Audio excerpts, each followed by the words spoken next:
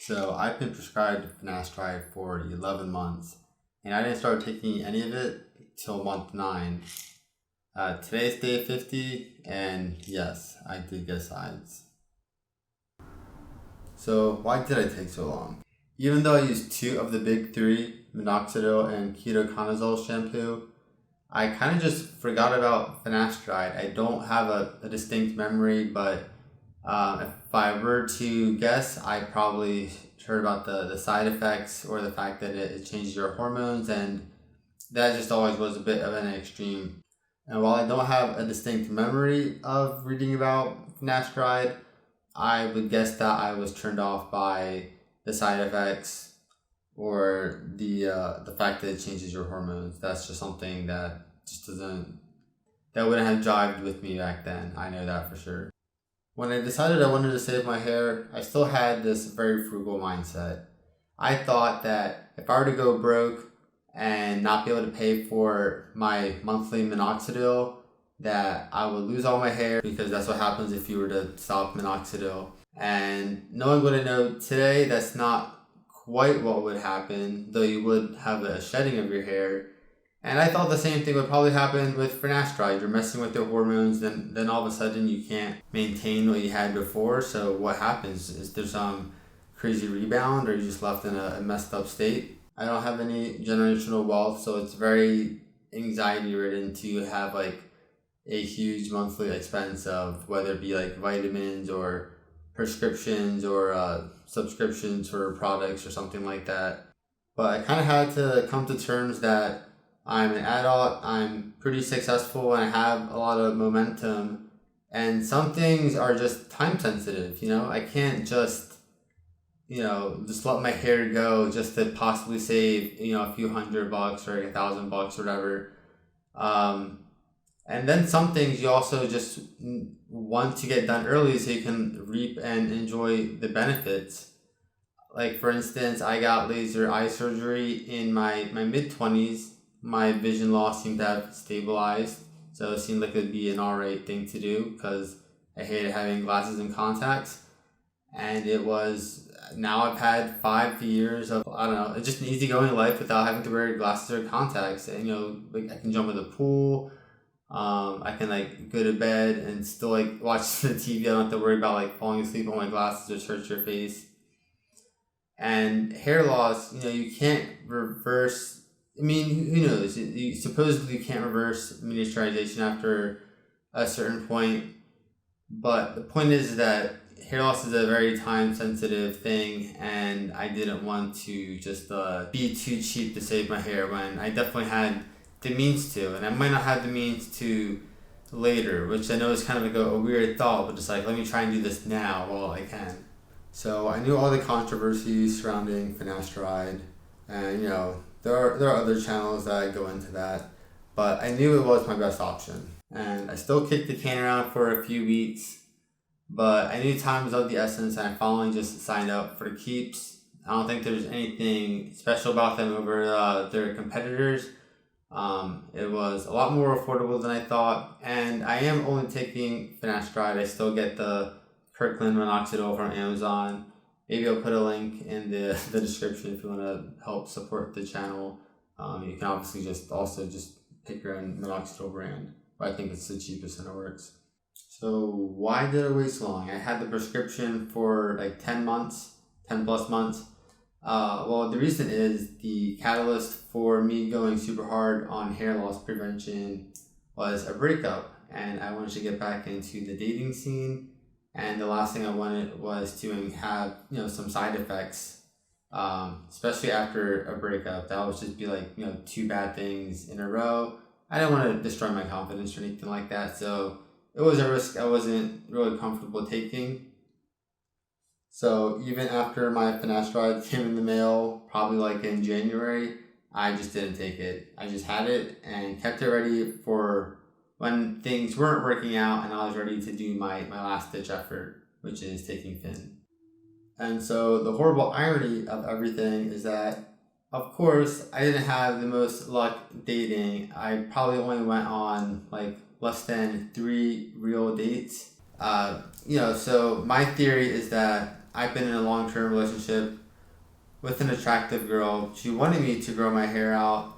So I was already balding, so I already was very comfortable with my bald self and like my ugly hair. And I just kind of assumed that everyone else would be attracted to it. I was kind of confident in my own skin. So I feel like, I don't know, I also feel like online dating has changed a lot too. It could be a lot of things. But after all of that, just after I met someone who actually liked a fair amount, some things later happened that's a little irrelevant. But anyways, the C word happened, or the P word, what's happening worldwide with a coughing and respiratory issues. With all the lockdowns, it felt like the world was ending, and in like a weird twist of fate, I ended up making a crap ton of money by shorting the stock market.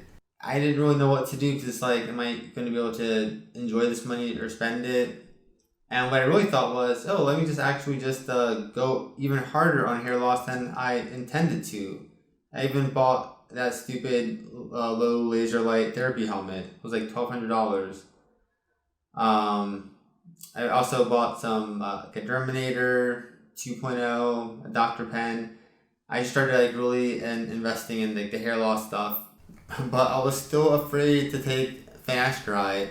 And it's like, this is the perfect time because I can have a big shed, I can have side effects, I have whatever, and I'm not around anyone, so I can like fix it on my own. I was working full remote after things happened and almost took it, but then I came up with another excuse, and that was getting blood work done.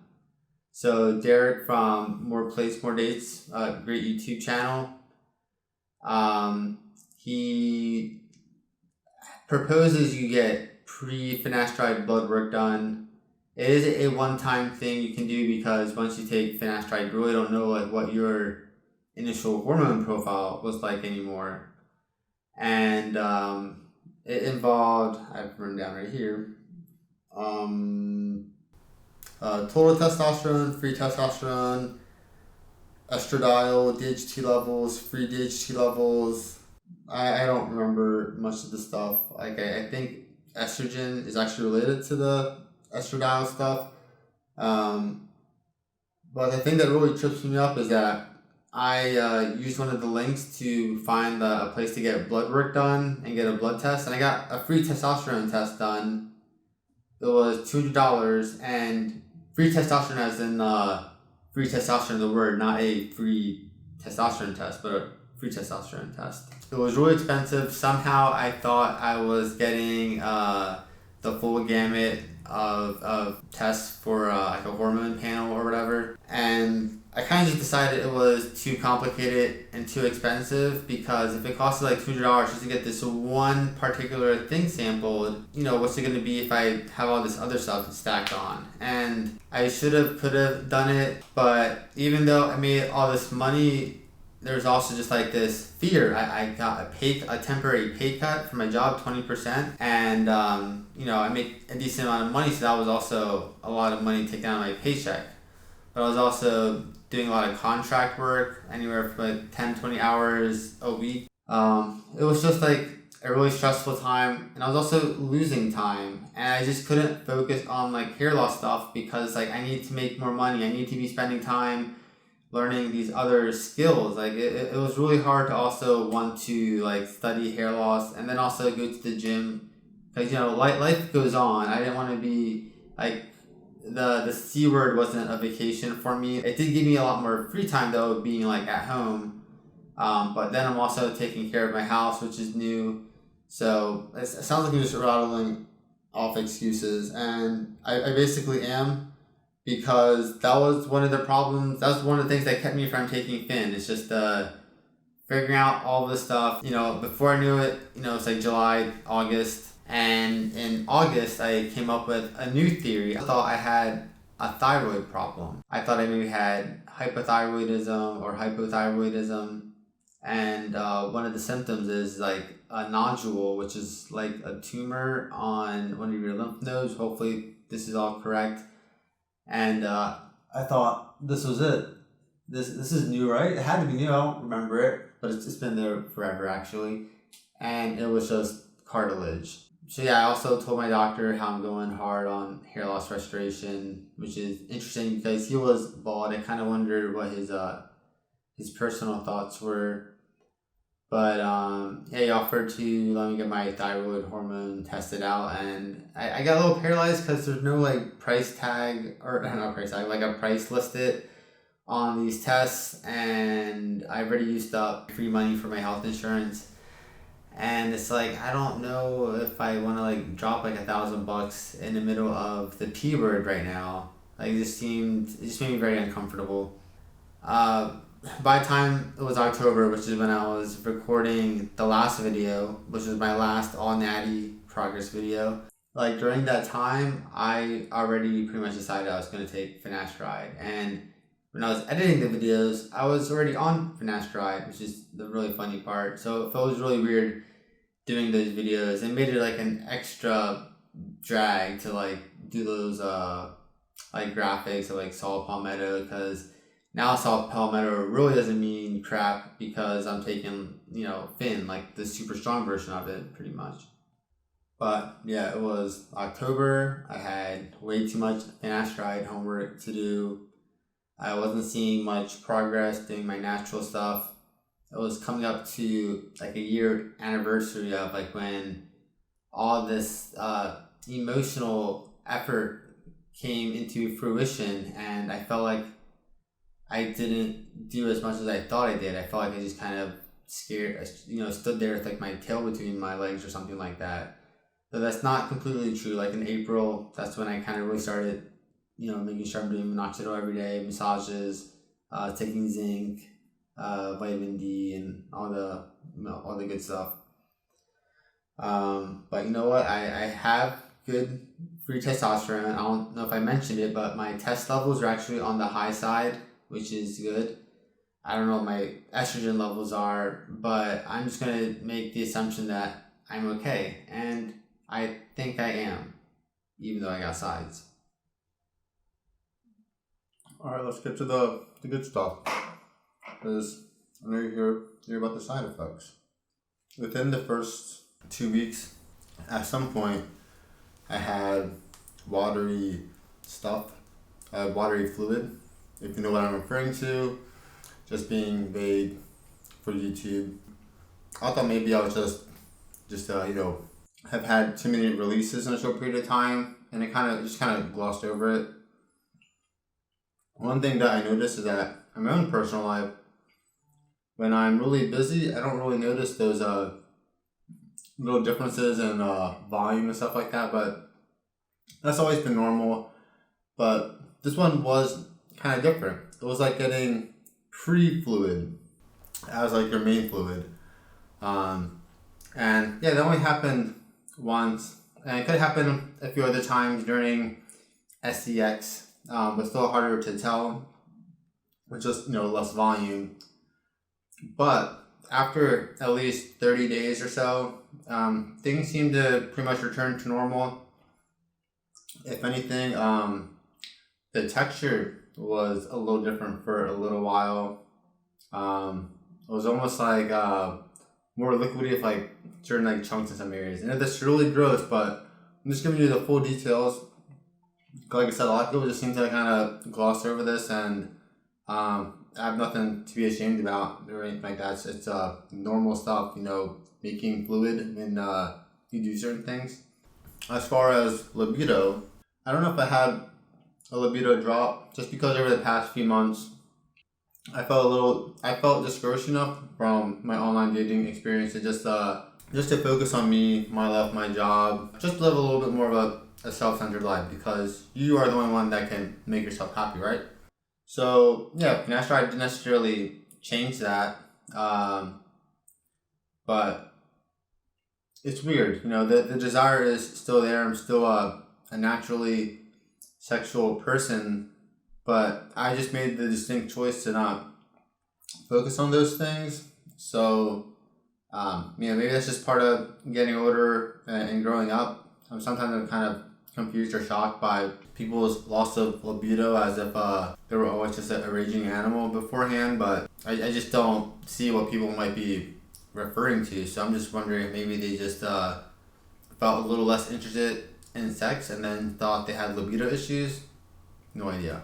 Now, as for the actual side effect that had me concerned and worried, where I decided to take some action, was dizziness. Now, I do have poor circulation. Could be related to hair loss or something. Who knows? It's just some genetic thing I got, I guess. I also fast and stuff like that, so I have experienced that feeling of, I think it's low blood sugar, where you feel a little dizzy and lightheaded. I know a lot of other things play into that. I never really investigated that, but I've naturally kind of learned to deal with that and live with it. I thought I was experiencing that, except I didn't feel like I was gonna pass out, or I didn't feel not tired. I just didn't feel that same that the whoa, what's going on kind of feeling. I just felt dizziness in pure isolation. For instance, if I were to deadlift and have that feeling, the sound might sound kind of echoey and my vision might be slightly distorted and stuff like that. And I actually did do a heavy deadlift. I guess it was about exactly 7 days ago, the last deadlift day. And I did a great heavy deadlift, a few reps and sets. And afterwards, I felt that slight dizziness sensation, like I was almost a little off balance, but I felt fine otherwise. I didn't feel like I was going to pass out or anything else. And I had that dizziness feeling all day, from the morning to when I worked out in the evening. The next day, I felt fine. And then I smoked some weed and I thought, oh, maybe it's some weird reaction to the weed that I'm smoking. Later in the evening, I tried a different strain. I forgot if it happened or it didn't happen. It kind of doesn't matter because eventually I realized it was actually the finasteride. At least that's my best guess. So I Googled and found out that dizziness is a symptom of finasteride or side effect. And I think I searched for vertigo. I've never been diagnosed with vertigo, but for some reason I felt like that's what I was experiencing, because it wasn't like traditional nausea. I don't know if it's related. I know nausea is also a symptom, but it was just like dizziness and isolation, just that feeling of dizziness and nothing else. That was concerning. So, because it seemed like it was getting progressively worse. So I watched the Hair Loss Talk YouTube channel videos, and if you've done a lot of finasteride research online, you'll see that a lot of people suggest, maybe taking it every other day or 3 times a week. The Hair Loss Talk guys, they do hair transplants. They're working with usually people that are older, may have much less testosterone. So people in those circumstances are responding, and they need to have a much smaller dose.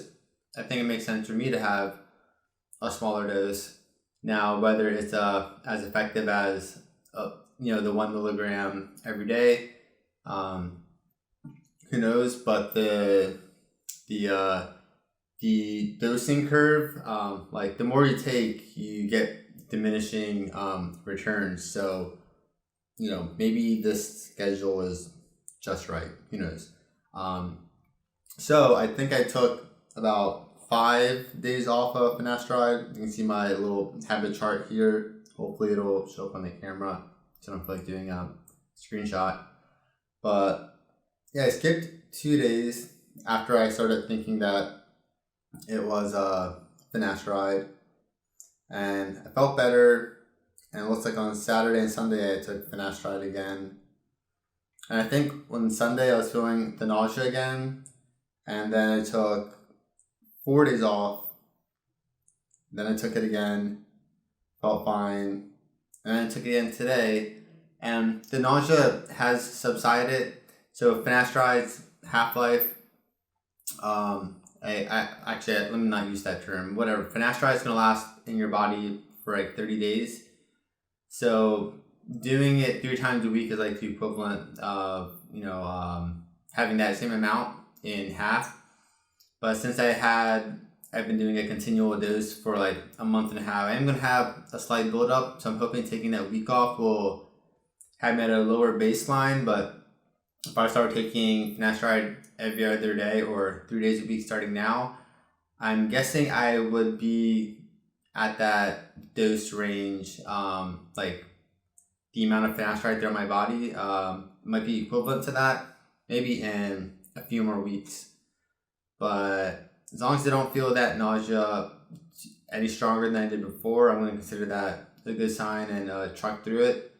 So we'll see what happens around, I don't know, let's say day like 70 or 80. By then I should have, just 30 days of doing 3 days a week schedule. Hopefully that makes sense.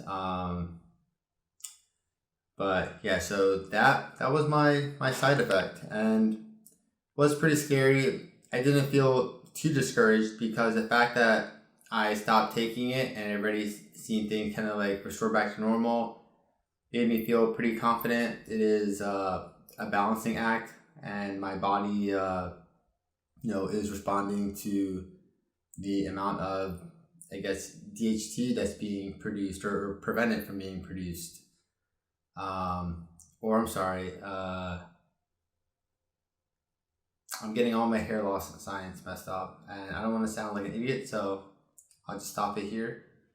Like and subscribe. I'll keep posting updates.